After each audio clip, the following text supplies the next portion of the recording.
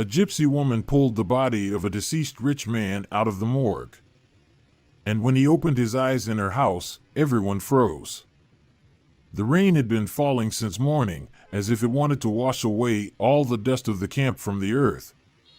The narrow paths between the houses had turned into muddy streams, and barefoot children were diligently jumping over puddles, shouting and laughing. But for Maggie, this damp day became the last straw.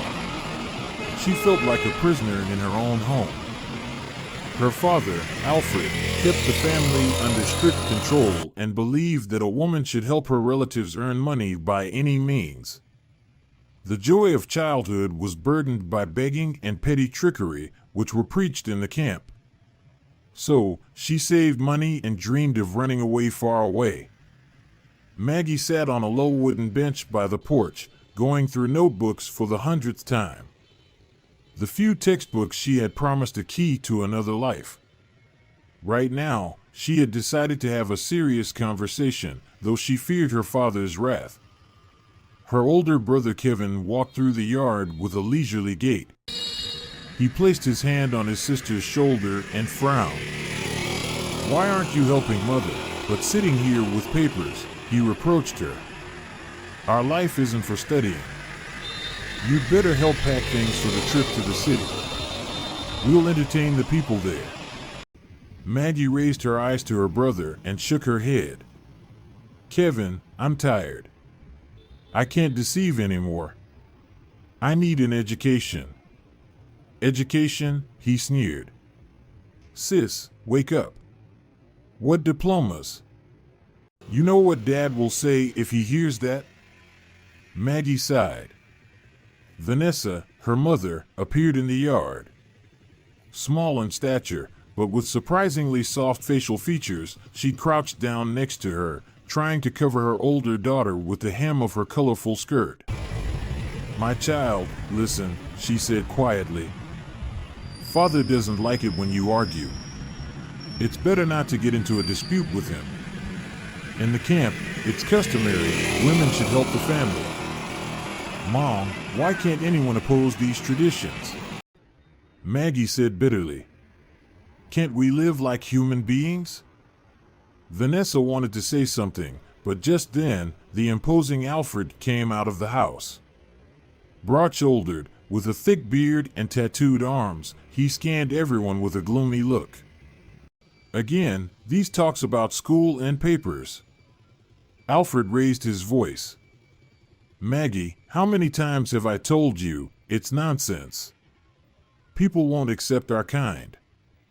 If you wander around other people's offices, in the end, you'll return with nothing." "No, Father," Maggie stood up, hiding the notebooks behind her back. "I won't return empty-handed. I'm tired of looking at the humiliation, at how people hate us for begging and petty theft. I want another life. Look at you, so bold," he mocked. "As if foreign blood runs through your veins. Have you forgotten who raised you? Who fed you?" "I haven't forgotten," she sighed, "but I don't want to keep begging for money on the street and deceiving passers-by." For a moment, Alfred fell silent, but then his anger flared up. "Shut up," he shouted. "You've been ruined by foreign books. Are you planning to leave?" "Yes, I am leaving." Maggie felt her heart tighten. The savings she had worked so hard for were all she had. She turned her gaze away and spoke quietly. "These are my money. I earned them by sewing for the neighbors. I didn't beg you for them." "What did you say?" Alfred frowned, his brow furrowed, and he stepped forward sharply to snatch the envelope. "You've been saving from your own earnings, Father? Don't do this." Maggie tried to hold onto the envelope, but Alfred roughly shoved her aside. "Be quiet," his voice thundered. "This money stays with the family. And if you've decided to be a stranger, then get out with nothing." Maggie fell to her knees. Staggering, Vanessa rushed toward her to help her up, but Alfred roughly shoved his wife aside. Don't interfere, Vanessa. Let her go if she's so smart.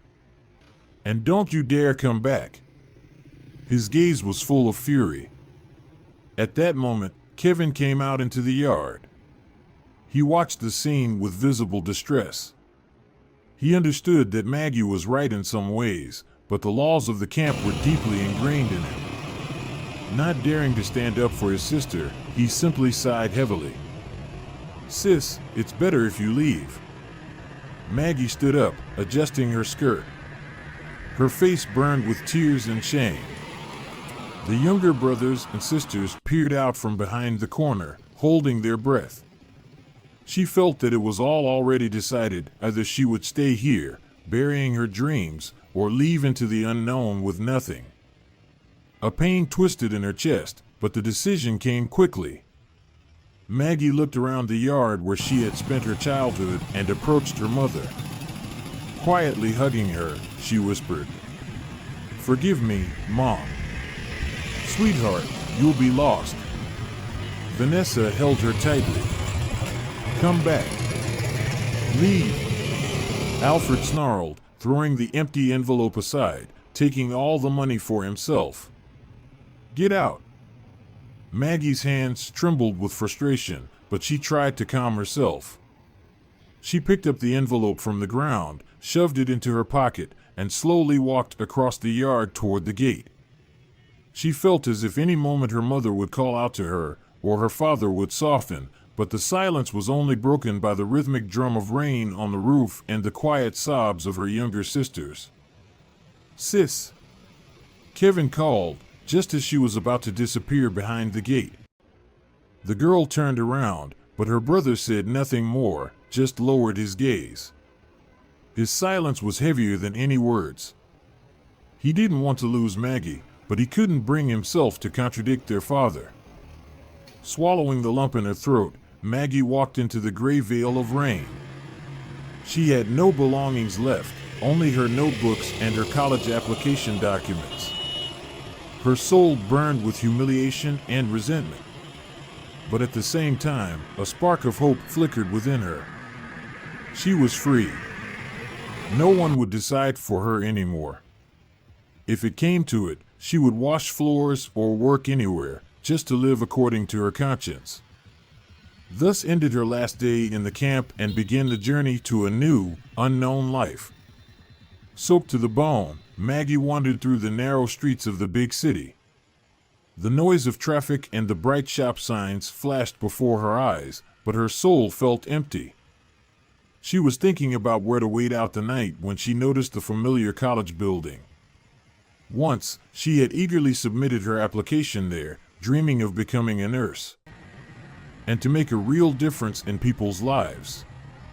But now, where would she find the money to continue her studies? She stepped firmly through the checkpoint, hoping to spend the night on the floor in the locker room. However, the guard gave her a stern look. "Miss, what do you need?" "It's late. Classes are over." "Sorry," Maggie nodded. "I study here. Can I wait out the bad weather for a bit? I'm very tired." Behind her, a tall, blonde student entered the hall, Elsa, Maggie's classmate. Seeing her friend, she gasped. "Maggie, what happened to you? Why are you all wet? Come to my room. We have a free corner in the dorm. Don't worry, my roommate went home, so there's space." They climbed to the second floor of the old but cozy dormitory. Elsa sat Maggie down on a chair and rushed to the closet for dry clothes. "Tell me, what happened?" she demanded, sitting her friend closer to the heater. "You're shaking." "My father kicked me out," Maggie bitterly smiled. "He took all the money. I wanted to leave on my own, but in the end, I have nothing." "Oh, damn." Elsa frowned and sat next to her. "Wait, I'll call my mom. She always feels sorry for those in trouble.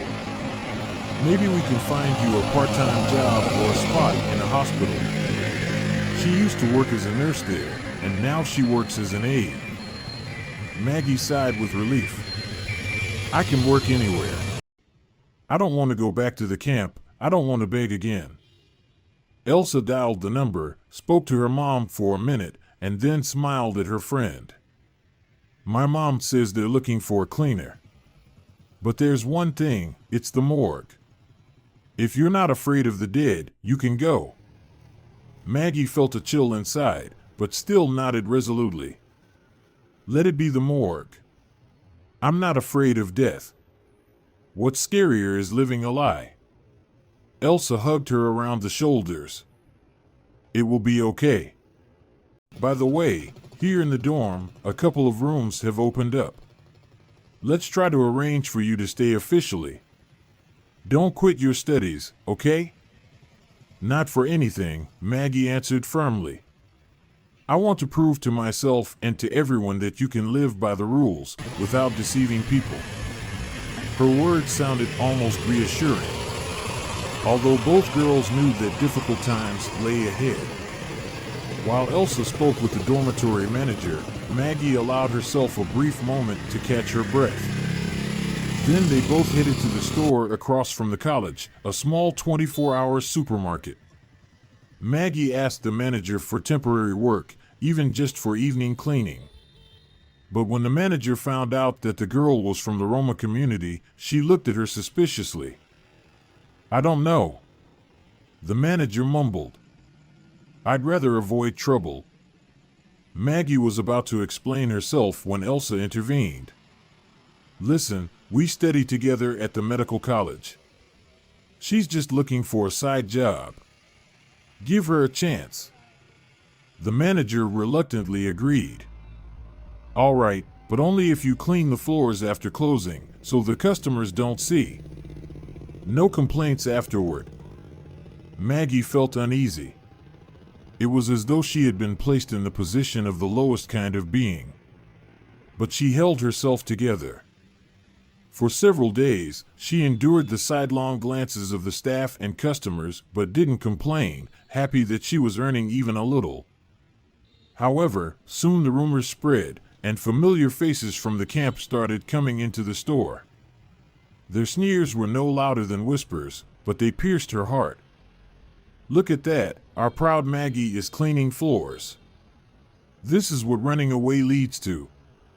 Summoning her courage, Maggie quit. It was better to go to the morgue than to listen to the taunts that undermined her confidence. Elsa only shrugged. Well, at least they pay a little more there, and you'll be able to study on schedule. My mom talked to the head doctor, and he agreed to help. The next evening, the girls headed to the hospital together. The huge, old building on the outskirts of the city looked gloomy. The dim streetlights illuminated the reception area, where a nurse in pale green scrubs was on duty. Elsa was too afraid to go into the morgue and just shrugged. I'll wait for you here. If you want, you don't have to. I'll manage. Thanks for everything, Maggie smiled at her friend, feeling a slight tremor of fear in her chest. Just wish me luck. Good luck, Elsa whispered and hugged her goodbye. The blink of the city hospital's morgue greeted Maggie with a faint light at the entrance. The corridor seemed endless, as if leading into a world of shadows, and every rustle made her shiver. The girl tightened her grip on the mop they had given her at the front desk. She had to clean up here until morning when the new bodies would be brought in. Soon, light footsteps and a cheerful whistle were heard from somewhere deep in the corridor. A tall man in a blue robe and cap, with slightly tousled hair, appeared.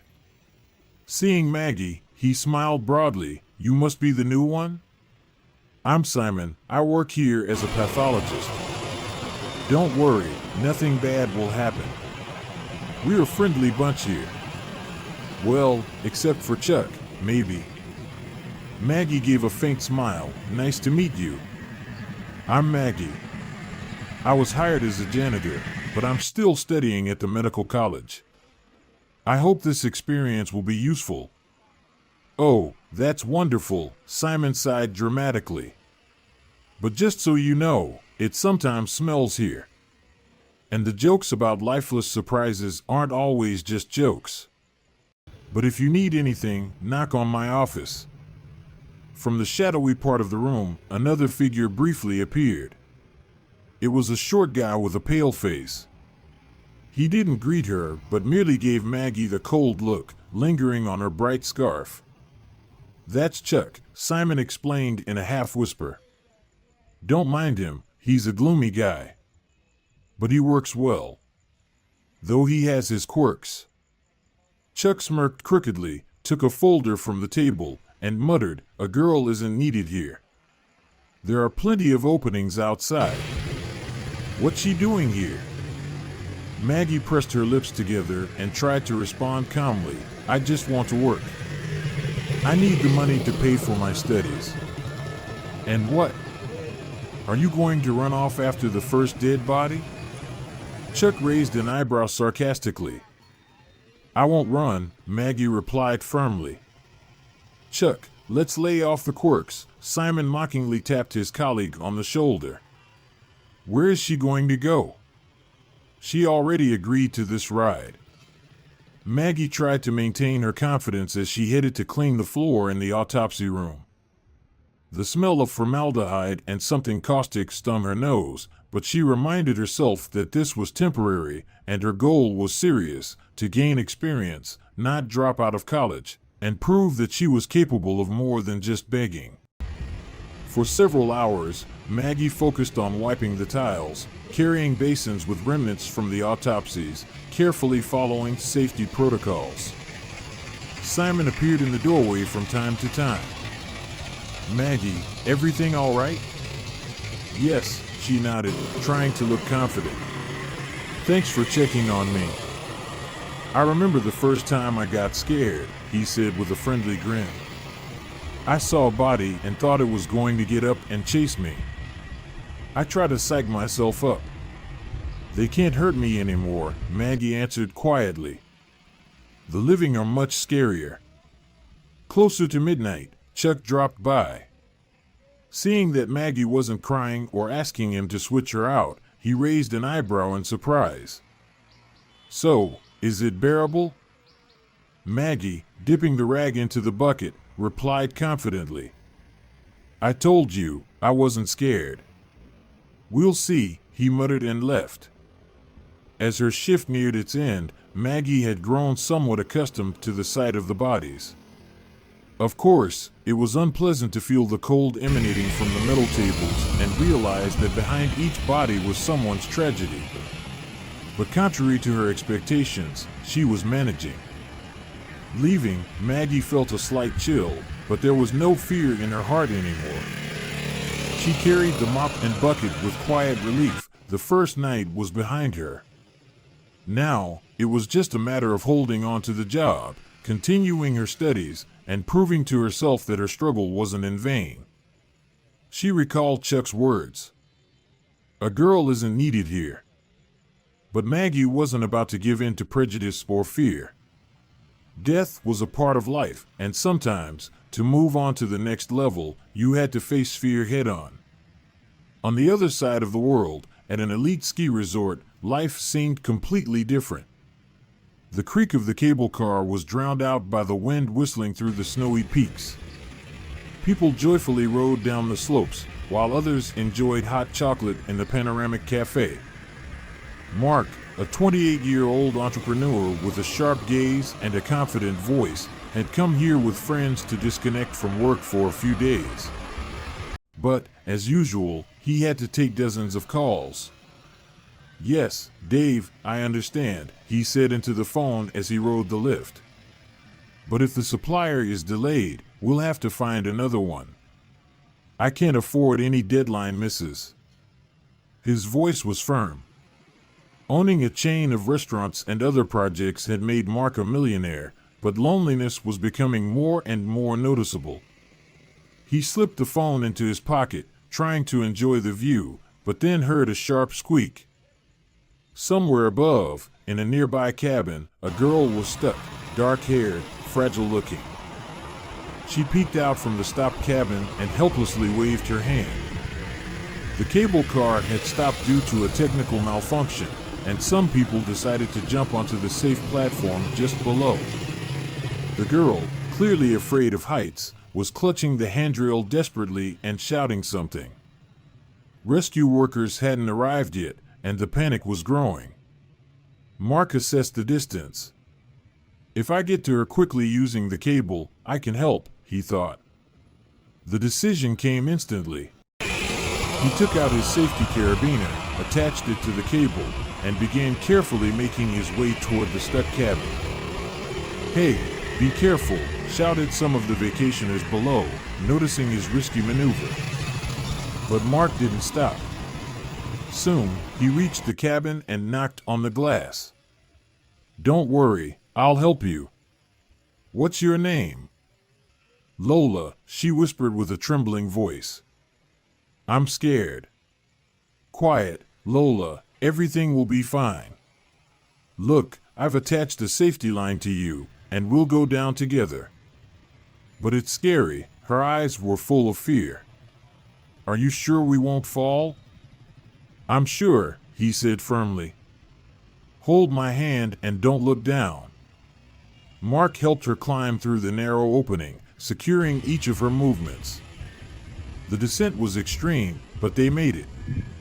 When Lola's feet touched the wooden platform, she burst into tears and hugged her rescuer. "Thank you." "I thought it was all over," Mark smiled awkwardly. "It's okay. It happens. Are you all right?"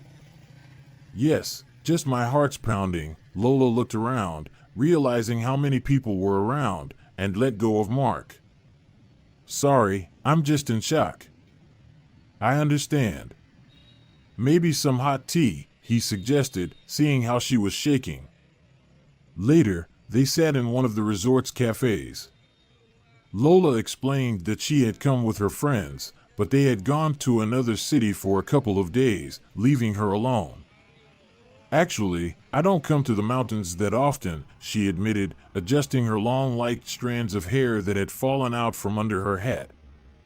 At that moment, she had seemed dark-haired, but up close, her hair turned out to be light brown. In the cabin, it must have been dim. "But I really love extreme sports. It's just that today something went wrong, and I panicked." "Well, you handled it," Mark said with a smile. "And I'm glad I was nearby. It's even more enjoyable than sitting and tediously talking with business partners." They exchanged phone numbers, and over the next week, they began to meet often. Lola, as it turned out, was the daughter of the influential entrepreneur Austin, who owned several businesses in real estate and trade. Mark already knew about Austin as a potential partner or even a competing magnate. But for now, it was Lola who captivated him, her delicate beauty, her graceful manners, though slightly capricious, but still attractive to someone like him, tired of routine negotiations and the harsh business world. They skied together, dined in the best restaurants, and every day Lola sighed in admiration, watching his energy. Mark sensed that her mood could be changeable and somewhat selfish, but it only added to her charm. He chalked it up to cute feminine quirks. After all, with her, he forgot about his own loneliness. On the last evening at the resort, she playfully pretended she couldn't unbuckle her ski boot. Mark kneeled down to help, and Lola laughed. "Oh, how romantic. It's like you're proposing to me." Mark looked up, meeting her laughing eyes, and suddenly he thought. He hadn't planned on falling in love, but something told him this girl might occupy a special place in his life. Or, on the contrary, turn out to be a dangerous challenge. However, he preferred to push away the troubling thoughts. As a man of action, Mark was more inclined to trust deeds than empty fears. The clock on the wall of Mark's mansion showed noon. In the sunlit living room, rare orchids had bloomed, and the new gardener was quietly working near the window. He was carefully trimming the rose bushes, trying to please his employer. Mark, glancing at his documents, periodically glanced out the window, noticing nothing unusual. He liked having an honest worker on staff who didn't gossip and did all tasks well. Lola lounged on the couch in a silk robe. "Mark, darling, when will we finally choose our wedding rings?" she asked lazily. "I'd like ones with diamonds, the kind that haven't been seen anywhere yet." "Lola, we'll have time," he smiled. "I have a meeting today, and then we'll head to the jeweler." "Well, make sure you don't make me wait forever," she squinted playfully, but then immediately smiled, slipping off the couch and giving him a brief kiss. Mark returned to his papers. Everything seemed to be leading to a quick wedding. However, troubling signals began to arise in his mind. Lola hinted at expensive gifts too often and spoke sharply about the simple workers. He tried to attribute it to differences in upbringing. She was the daughter of a wealthy businessman, spoiled by her father. At that moment, someone knocked loudly on the front door. Mark went to open it and found the police on his doorstep. "We received a report of a theft," one of the officers said, showing his badge. "A rare watch is missing, worth several $100,000. Mark looked at Lola in confusion. She stuck her head out from the living room. "It's my watch," she quickly declared. "It was in my bag, and now I can't find it. I'm sure one of the staff must have taken it. Any proof?" Mark frowned. "Maybe you just put it somewhere and forgot." "Mark, you know I don't forget anything." Lola threw her hands up. "I saw that. What's his name?" "Tom was rummaging in that corner where my bag was." "Tom?" Mark frowned. "The gardener? Why would he do that? I pay him a good salary. What if things aren't as good for him as they seem?" Lola stepped closer to the officer. "I demand that he be searched." Mark looked around and sighed. "This is some sort of misunderstanding. But if you want, let's call Tom." The gardener, hearing the noise, was already standing in the doorway. He pulled work gloves out of his pocket and stared at the police in astonishment. "What's going on?" "Lola claims that her watch is missing." Mark tried to speak calmly. "She says you stole it." "What?" Tom frowned. "I've never stolen anything in my life." "Mark, you know me, I work honestly.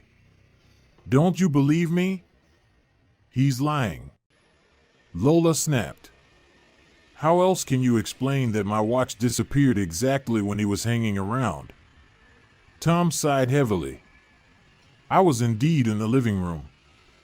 I trimmed the offshoots of a decorative palm that you asked me to treat, but I didn't take anything."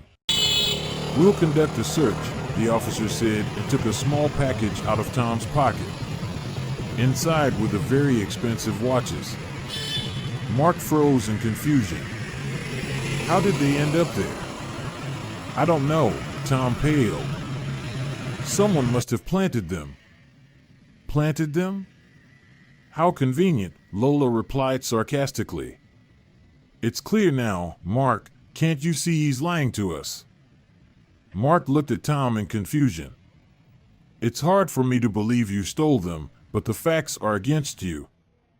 "It's a setup," the gardener repeated. "Mark, please, believe me." But Lola was already calling her father. "Dad, our gardener was stealing. Can you believe it? Good thing everything came to light." "Police, take him away," she told the officers. Tom desperately turned to Mark. "You're making a mistake. I would never go against you. I don't need these watches." Mark watched him leave, not noticing how Tom was slouching and looking broken. But at that moment, an upset Lola sobbed, pressing herself against her fiancé. "Mark, I'm scared. What if he's not alone? Who knows what these people from the gypsy camp are capable of?" "A gypsy camp?" Mark asked, frowning even more. "Yes. He has some relatives from the gypsies. He mentioned it himself. Mark didn't ask for details, trying to calm Lola down. The wedding was getting closer, and it would be better to sort everything out later when things settled. But Tom really did come from the same circle as Maggie, who had previously tried to hint to Mark about Lola's darker sides. But Mark didn't want to listen. The infatuation clouded his objectivity. Late in the evening, Mark was in his office. Lola insisted that he take a break, but work wouldn't let him go. He was moving his pen across documents, reading and signing papers when his fiancée entered with a tray. "I made you some coffee. At least this will perk you up a little." Her voice sounded soft, almost tender. Mark smiled and took a sip of the drink. After a minute, he felt a strange weakness, his eyes growing heavy, as if someone had slipped a sedative into it. "Lola, what?" he mumbled, swaying in his chair. "Quiet, darling, everything's under control. You're going to the hospital now," she whispered with a barely noticeable smile. She said this, leaning close to him so he could hear. "My father and I will take care of your recovery." Mark fell, unconscious, through the haze of a half-fainting state. Lola, with a sweet expression on her face, told the neighbors. "If anyone asks." "Oh, Mark had a heart attack. It's very serious. He worked so much." The next day, the news spread across the city. The young millionaire had died from heart failure. A forged document was prepared, signed by the pathologist, who had taken a generous bribe to overlook any signs of life in Mark. The doctor was ordered in a secret room, record the death, and file the paperwork as usual. Chuck looked at the pale Mark lying there and understood this was a crime, but the money promised by Austin was blinding. "Sign and live peacefully. Here are a few stacks for you. Don't sign, and we'll find another specialist. And we'll set you up for complicity." Chuck agreed with a heavy heart. Austin had already prepared everything in advance. The property was to pass to Lola, the legal wife of Mark, supposedly. The wedding had taken place in private, and there were just a few formalities left to handle. After the official declaration of Mark's death, no one attempted to revive him. According to the papers, he was a deceased person. They left him in the morgue overnight, planning to transfer him to the crematorium in the morning and destroy any evidence. Austin and Lola had a plan to get rid of the body as quickly as possible, present the will, and gain access to all the accounts, the restaurant business, and the real estate. They discussed it on the drive back to the city. "Dad, the most important thing is for the doctors not to ask too many questions," Lola said, flicking the lighter. Chuck was already hooked. "We scared the second devious pathologist, don't worry." Austin frowned. Money is the best argument for him. "By morning, everything will be settled, and then you'll step into your rightful place. And we'll finally combine our assets." Lola smirked. Consider it already done. But at the same time, in the morgue, there was that very girl, Maggie, cleaning the floors during her night shift. Fate had decided that she would be the one to notice an unexplained movement in the new body that had just arrived. The game was just beginning. The night in the morgue stretched on endlessly. Maggie methodically wiped the tiles, trying to distract herself from thoughts about the family she had left. She occasionally thought of Tom, her cousin, or just an acquaintance from their circle.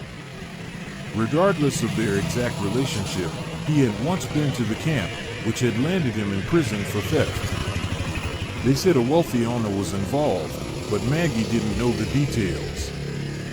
A gurney was wheeled in with the new deceased. Chuck, still as grim as ever, filled out the paperwork. Received body. Mark, 28 years old, cause of death, heart failure. Maggie broke into a cold sweat when she briefly read the name. His age troubled her. A man almost her own age, and yet lying there with no signs of life. But in the morgue, you couldn't give in to emotions. She turned away, took a cloth, and continued.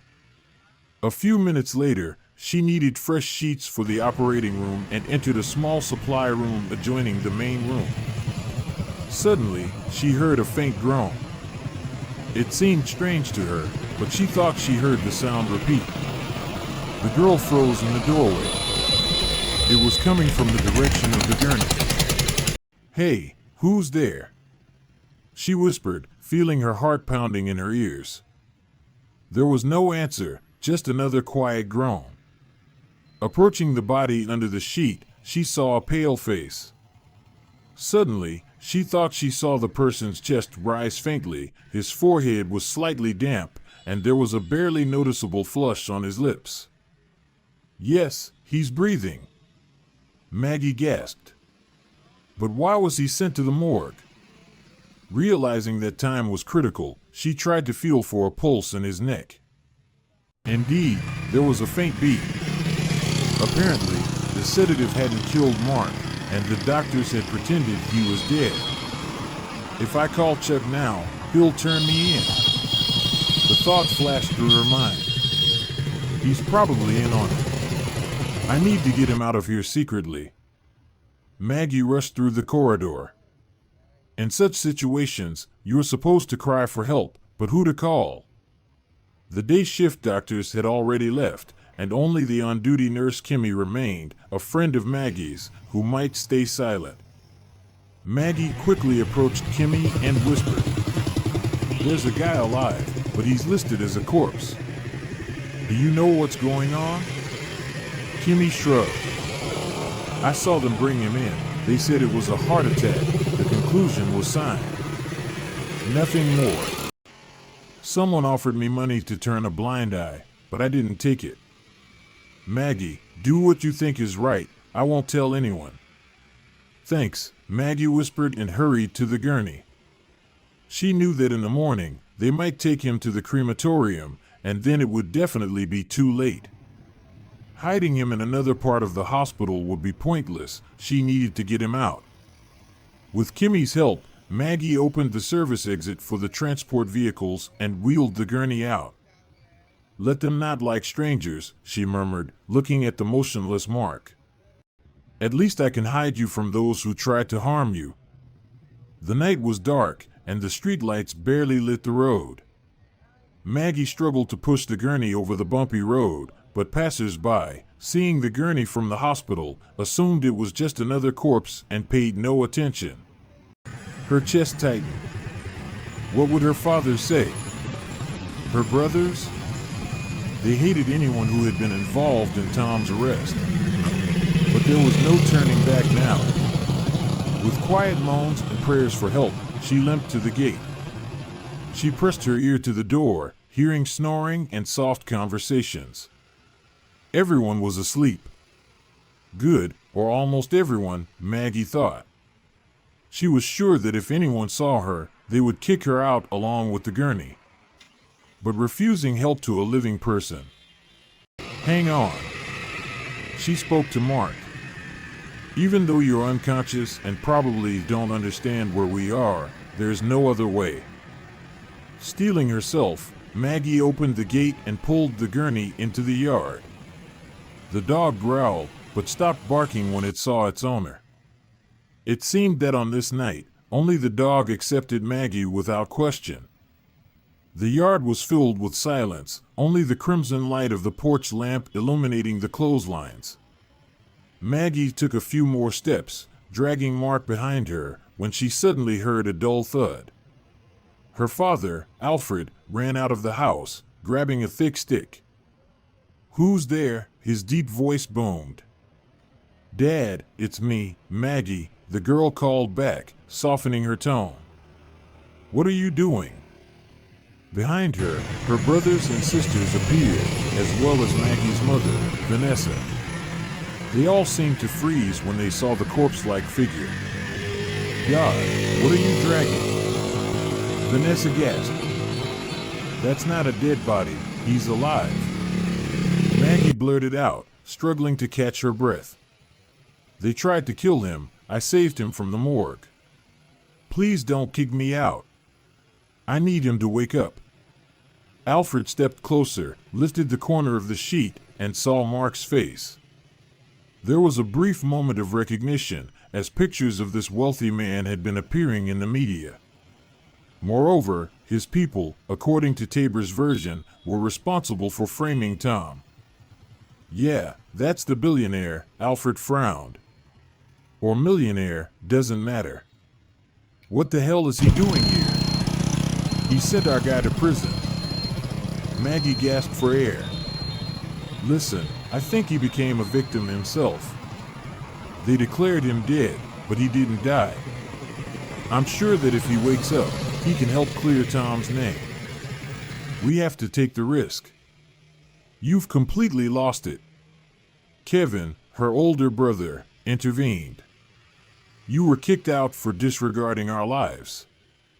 And now you bring the enemy into our house? If a person is unconscious, they're not the enemy. Maggie shouted. Do we throw a dying person out? I'm not leaving him on the street. Yes, I left to live honestly, but I'm still your daughter, and I need help. Alfred angrily looked at his wife, as if searching for support. Vanessa met his gaze and whispered, Give her a chance, Alfred. Maybe this guy really can help free Tom. After all, what do we have to lose? Her father cursed, shook the stick in the air, then spat on the ground. Fine, bring him in, but no noise. And if anything goes wrong, we'll throw them both out. Maggie exhaled in relief. A few younger brothers helped pull the stretcher into the house. The family settled in. It was clear that they were usually on edge at the slightest noise. However, a sense of unease still lingered for Maggie. Grandma Linda could show up at any moment.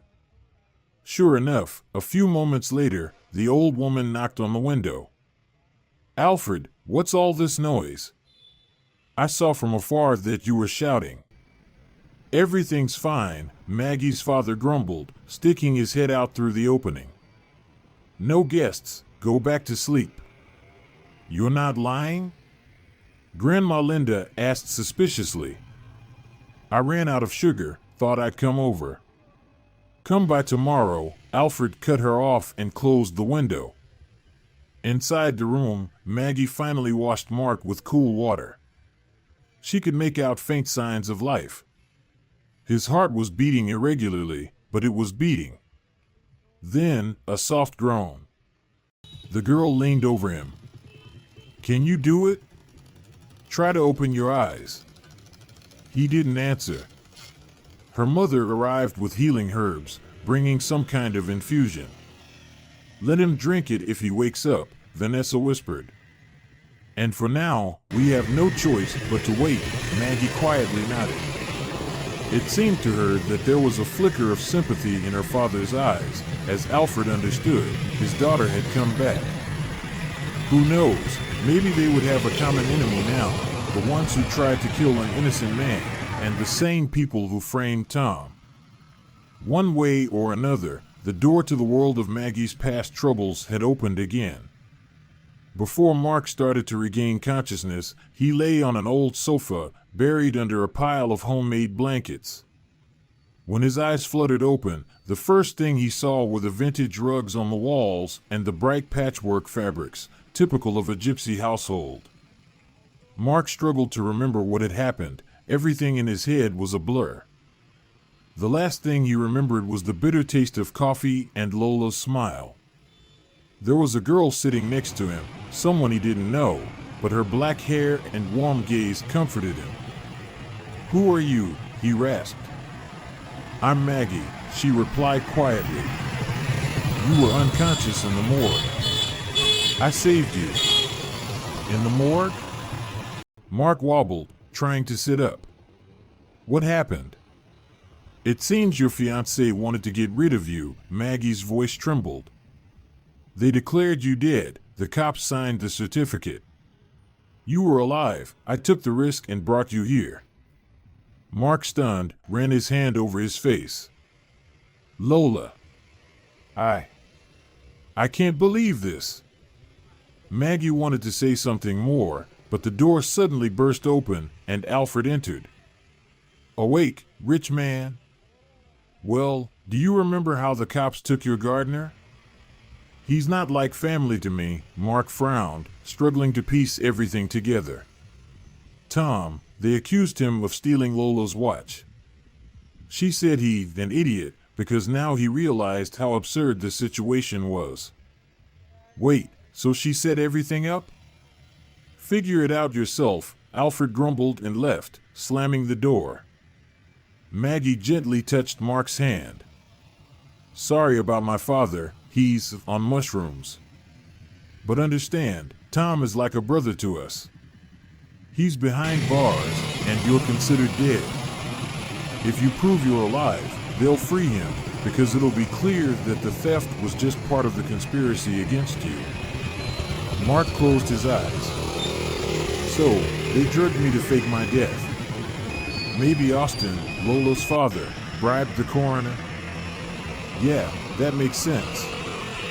They needed my condition to be as it was. Now that you're awake, we can fix everything, Maggie said with enthusiasm. I have a friend, Kimmy. She's a nurse. She saw you being brought in alive, and her colleague, Simon, wasn't involved in this scam. He can confirm that the death certificate was fake. Mark nodded. A storm of emotions raged inside him, anger at Lola, shame for not believing Tom. Looking at Maggie, he felt a strange sense of gratitude. This stranger had risked everything for him. We need to notify the police, the journalists, anyone, he said firmly, struggling to get up. I'm in touch with my friends and acquaintances, the girl replied. Here, I got your phone from Elsa. She helped him get his phone, which was in a bag with his personal belongings. She charged it, and it seemed to be working. Mark took the smartphone with trembling hands. Within half an hour, the world exploded with the news. The dead millionaire was alive and ready to give explosive testimony.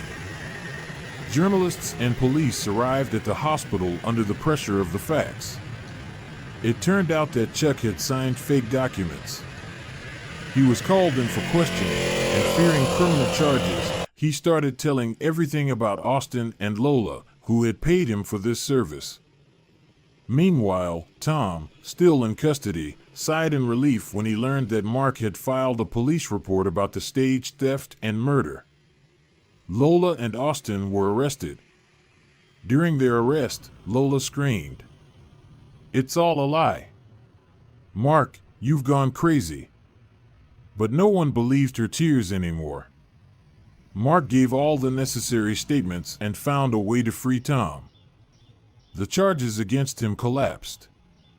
The police acknowledged that the evidence had been fabricated. It turned out that Austin had bribed people in advance to plant the watch in Tom's pocket. Maggie, learning about every step of the investigation, felt a deep inner thrill. She wasn't thrilled about returning to the camp, but she understood that Mark could clear his name and help Tom. Her father and brother looked at the situation now without the previous hostility. Maybe this rich guy isn't so bad after all, Mir murmured, hearing the results of the interrogation. The case was handed over to the court. Mark had officially proven he was alive. This meant that all the documents declaring his death were invalid. Lola and Austin were taken into custody. They faced serious charges for attempted murder and fraud involving inheritance. Chuck, who had tried to cooperate, also faced punishment for his complicity. When the day of Tom's release arrived, members of the camp gathered outside the prison gates, and Mark arrived in his black SUV. Seeing this, Tom thought he was dreaming. He couldn't believe that his former employer would save him. But Mark extended his hand. "Sorry for doubting you. I hope we can start over," he said. Tom simply nodded in response, expressing his gratitude. Maggie watched from the side, smiling. Justice could prevail when people weren't afraid to go against lies. Several months passed. The city press was buzzing. The scandal involving Austin and Lola had gone to trial, and all the details of Mark's resurrection became public knowledge. The court issued a strict sentence. Austin and Lola were sent to prison for long terms. Chuck, who had voluntarily revealed part of the information, also did not escape punishment. Mark now officially lived his second life. His health had recovered. He underwent medical exams, and the doctors were astonished that he hadn't died after such a dose of sedatives. During the court sessions, he appeared alongside Maggie and Kimmy as key witnesses, confirming the forgery. Having Maggie by his side gave him strength. One day, when the legal formalities were completed, Maggie was taking exams at medical college. A few more months of practice remained, and she would become a certified specialist. She stepped onto the stage to receive her diploma. At that moment, Mark appeared in the hall, literally bursting in the middle of the applause. "Wait," he said loudly as Maggie was walking down from the stage. "I want to congratulate this girl not only for her successful graduation, but also for saving my life. Without her, I'd be in the ground right now or ashes in the crematorium. Maggie, I have nothing to offer you but my heart." He knelt down. Elsa and the other classmates gasped from behind, their mouths covering their faces, unable to believe their eyes. "Marry me," Mark continued, looking her straight in the eyes. "I know we come from different worlds, but I promise I'll do everything to make your life full of happiness, not fear." She felt her eyes fill with tears, nodded with difficulty, and the hall erupted in applause. Her father's old fears might not have completely gone away, but Maggie believed that her family would understand that the true path to happiness wasn't through deceit or theft, but through mutual support and hard work. Later, at their small yet heartfelt wedding, there were Alfred, Vanessa, Tom, Kevin, and Maggie's college friends. The ceremony took place without lavish decorations, but in the glow of sincere smiles. When they were announced as husband and wife, Mark proudly looked at Maggie, and she felt that her dreams had finally become a reality. As for their future, Mark suggested that Maggie take on the leadership of the medical center he was ready to open, but Maggie had different plans. "I enjoy helping people, but not as a director. I want to start a landscaping studio with Tom or my brother Kevin. They're good guys, and I want to give them a chance to return to an honest life. And I'll combine that with working in the hospital on shifts." Mark smiled. "I'll support you. The most important thing is that you're happy." Although Alfred didn't immediately come to terms with his daughter's choice, he could see that Mark kept his word, helped the camp, sought opportunities for development, and didn't make empty promises. The whole town continued to whisper about the surprising romance between the millionaire and his bride, with an unexpected twist: the death of the fiancé, the exposure of the fraudulent bride, the rescue from the morgue, and a modest yet happy wedding. But for Maggie and Mark, the most important thing was that all the hardships were behind them, and ahead lay a road to a future where love, mutual understanding, and honest work triumphed over deceit and greed.